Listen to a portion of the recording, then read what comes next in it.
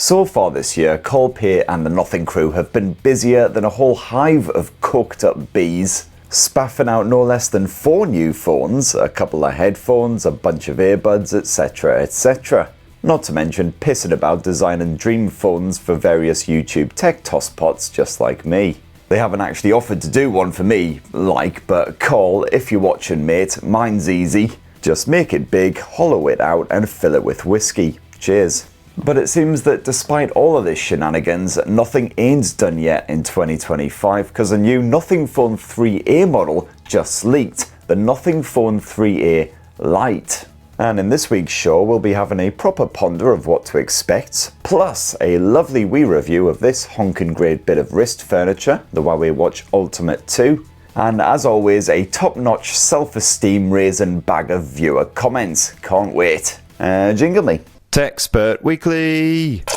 Now, if those online reports are accurate, the Nothing Phone 3A Lite will be a more budgety version of one of my favourite mid-ranges of 2025, the Nothing Phone 3A. It's a bit of a banger all round, despite its affordable £300 price tag. However, the problem is that Nothing already launched a fresh new budget-friendly smartphone in the CMF Phone 2 Pro, which costs just over 200 quid.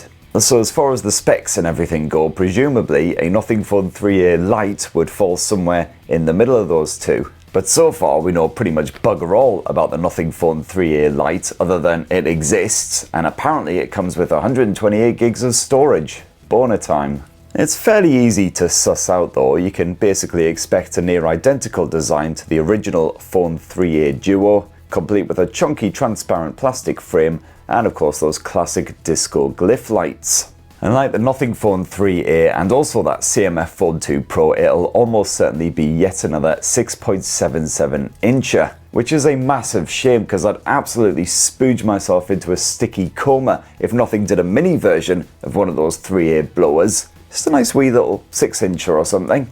I can only speculate that the Nothing Phone 3A Lite will be similarly spec'd to the CMF Phone 2 Pro, but instead replacing that funky customizable finish with the iconic Nothing design of the 3A lot. I wouldn't be too upset to see yet another MediaTek Dimensity 7300 Pro in charge, as this was good enough in the CMF Phone 2 Pro for everything up to and including a lovely spot of gaming. Although hey, we may see a fresher 7400 series chipsets stuffed in there instead. And as both the Nothing Phone 3A and that CMF blower had a 5000 mAh battery slapped inside, I'd be surprised with anything else from a Lite model. Most likely with 33-watt wired charging support and bugger all wireless charging of course. You may find that Nothing trims the stereo speaker setup of the Nothing Phone 3A for this Lite model to save a bit of cash. But hopefully we will get another capable triple lens cam just like the CMF Phone 2 Pro, including a 50MP portrait shooter and an 8MP ultra-wide snapper. And while Nothing just announced its very own mobile OS, Essential OS, this isn't expected to launch until 2028, so the Nothing Phone 3A Lite should just have the regular Nothing OS slapped on it. So overall, pretty confusing, not really sure why Nothing is launching a budget-friendly smartphone outside of the CMF range. I mean, it's in the name, right? CMF, cheap motherfucker. Nothing Phone 3A Lite just kind of feels like Carl competing with Carl. But apparently this phone is launching imminently, so we shouldn't have too long left to wait. But what do you reckon? Nothing Phone 3A Lite or Nothing Phone 3A shit? Good idea or bad? Definitely slap your thoughts down in the commenty bit. Let us know what you reckon the Lite will be all about. And now it's time for me to whip out my wee one. Uncle Spurt's wee one. It's a short review, not his penis. Uncle Spurt, I hear you cry. Why do you appear to have a BMW X5 strapped to your arm? Well, it's not actually a popular family SUV, it's actually the Huawei Watch Ultimate 2. A smartwatch so ruddy massive I can actually feel my chin being pulled into its gravitational field. This is a proper serious wee wrist rocket sporting a super durable zirconium liquid metal chassis and a whopping great super bright 1.5-inch LTPO display. Now, the Huawei Watch Ultimate 2 can survive at great depths and also ridiculous altitude, so it's really built for divers and extreme outdoor enthusiasts. So what it's doing strapped to my spindly wee wrist, I got no idea. But for your uncle's Spurt, it does also have fall detection and SOS features, so at least my family knows when I've drunkenly stumbled into the petunias when I'm trying to get back in through the front door. That Harmony OS UI is as slick as ever, and you've got a veritable smorgasbord of health tracking shenanigans stuffed on here. Well, just the weight of it alone will help you to at least build up one of your biceps. You can expect roughly 3 days of use with everything switched on from a single battery charge. Which is certainly better than a lot of rivals, although there are some Huawei watches out there which I've recently reviewed which can go for 1 or 2 weeks on a single charge. And of course, as usual, limited support for contactless payments, notifications, etc., unlike all of the Wear OS competition. And of course it ain't cheap. The Huawei Watch Ultimate 2 will set you back an eye-watering 900 quid. And for perspective, that's over 25 weeks of continuous Greg's meal deals. Although a daily steak bake unlikely to help you work off the old man tits like this thing can. Uncle Spurt, we won. It's a short review, not his penis. Now kiddies, there's just enough time before I bugger off and hide behind the sofa for a wee cry for this week's viewer comments. Viewer comments. You're the f***ing reason this country's going down the drain. So let's start this week with Badass Idreet, mate, who says, your old dad jokes are still funny, maybe not all the time, but they do make me smile sometimes. I will absolutely take that. That is practically a 5-star review for me. DJ Warren says, Techspert Weekly, about as much fun as going to a Sunderland game. Bloody ouch. I mean, I guess it depends whether you support Sunderland or not really. I'm still convinced that I'm the biggest jinx in the world because I've literally never seen them win when I've gone to watch them live. It's fine if I'm watching them on telly live or something like that, but if I set foot in a stadium, it's guaranteed they aren't winning. I've lost count of how many times I've been to Wembley and seen them capitulate. Stadium Lite, even the good old Roker Park days. The worst one that I still vividly remember was when we were beaten Leeds 3-0 at half time. We lost the f***ing game 4-3. And every single bloody goal was at the opposite end of the stadium to where I was sat. Although, hey, it's been a pretty solid return to Premier League life so far this season, so really cannot complain on that one. I've actually spent most weekends drinking in celebration rather than commiseration. And speaking of good old Leeds, Chris Byron says, hey Chris, I'm a Leeds United fan, please don't boo, but I am happy to see Sunderland are doing well, as are we really. I hope both of our teams buck the trend of newly promoted teams getting relegated straight away. Absolutely, mate. It'll be great to see us all stick around for a bit longer than a few months. And we only had to go and spend 150 million quid to even stand a chance. Tech Boy says the new series name should be TSWIA, Techspert When I'm Arsed. I mean, it's not that I can't be asked to do the show, it's just between the endless friggin' launches and the occasional mental breakdown, there's barely enough time for excessive drinking, let alone half-arsed, universally panned internet tech shows. You know, as much as I adore being told that my jokes are shit and I look like Eric Ten Hag.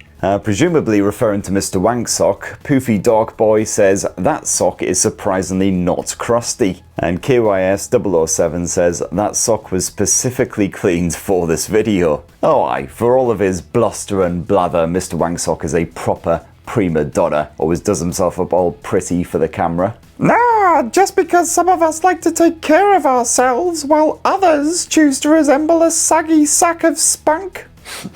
Are you wearing perfume?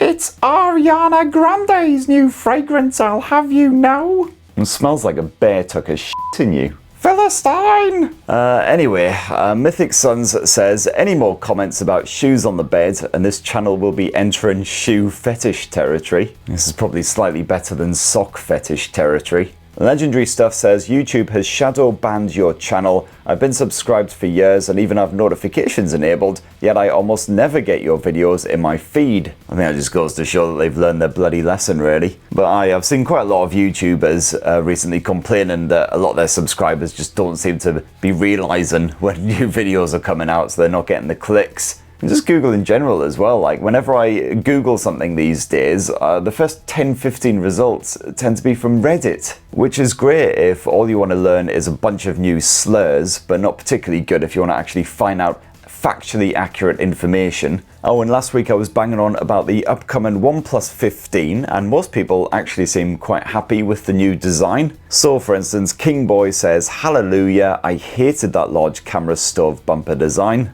And quite a few similar comments, but not everyone is happy. However, Mitchell Thompson, for instance, says, "I love the older rounded camera for OnePlus. This 15 is like everybody trying to copy the iPhone." Westy J says, "Apart from the battery, I can't say that anything is really exciting about this phone." I mean, excitement is of course completely subjective. These days, I get excited by little things, like somehow managing to get out of bed without f***ing up either my back or my knee or both. JAA says, "Why would they drop to an LYT 700 camera sensor? I see people complaining about the 1.5K display, as if that's the end of the world, but this is the real problem with the phone." And speaking of those camera downgrades, Harshal08 says, "These compromises are made to boost performance and add extra thermal management for gaming. It appears that OnePlus is following a strategy similar to its parent company Oppo's approach with Vivo and iQOO, positioning the OnePlus as the gaming-focused line,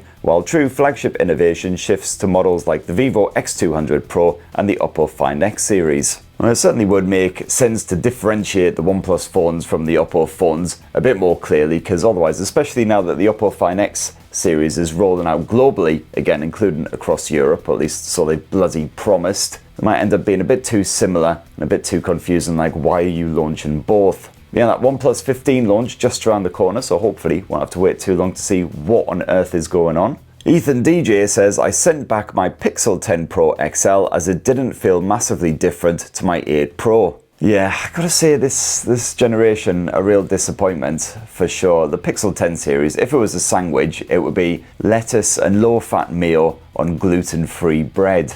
Just like, ugh, this, I'm off down Greg's. Etienne Sharp says, "If there is an afterlife, I'm betting that Rolf Harris isn't above the clouds and looking down. More likely he has a demon with a trident inserting it while asking, 'Can you tell what it is yet?'" I mean, you'd be a wee bit pissed off, wouldn't you, if you were like super good all of your life and then you finally get to the pearly gates and there's Rolf Harris and Jimmy Savile cheerily waving at you through the bars. And off in the distance you can see the Heinrich Himmler playing lawn tennis with Pol Pot. And last up for this week, Sogi says, "Uncle Spurt, please go back to saying thanks to all those who watched to the bitter end, as this gave me a sense of achievement and it wasn't a complete waste of time." Well, just for you, Sogi, a massive thanks to everyone who actually watched this shower of shit right to the bitter end. You guys are the real heroes. Massive thanks to everyone who commented. Please do smash your comments down below and we'll get through as many of those as possible next week. And speaking of next week, what the is next week? Well, speaking of TechSpert when I'm asked, next week I'm buggering off to Prague for a smartphone launch. Probably not going to have time to spank out a TechSpert weekly, but at the very least I'll try and get something up on the Spurt Hole channel, since after all I will be in the land of cheap booze. At least I hope it's still bloody cheap. I mean, the last time I went there was about 2 decades ago. I still vividly remember going into a cafe and ordering a beer and it was like £1.05p or something. And what made it even more ridiculous was that my then girlfriend's Diet Coke cost almost £2. And then the week after that, I will be in Mexico for another completely different smartphone launch, so transitioning from cheap beer to atomic grade tequila. And then if I'm still somehow alive the week after that, I'll be back here in the studio for yet another hot injection of TechSpert when I'm asked. But got quite a stack of random tech under embargo, so I'm going to be smashing out videos on all of that before I do sod off. So please do poke subscribe and ding that notifications bell to be the first to see all of that lovely stuff going live. And make sure you have yourself a bloody wonderful weekend. Cheers everybody, love you.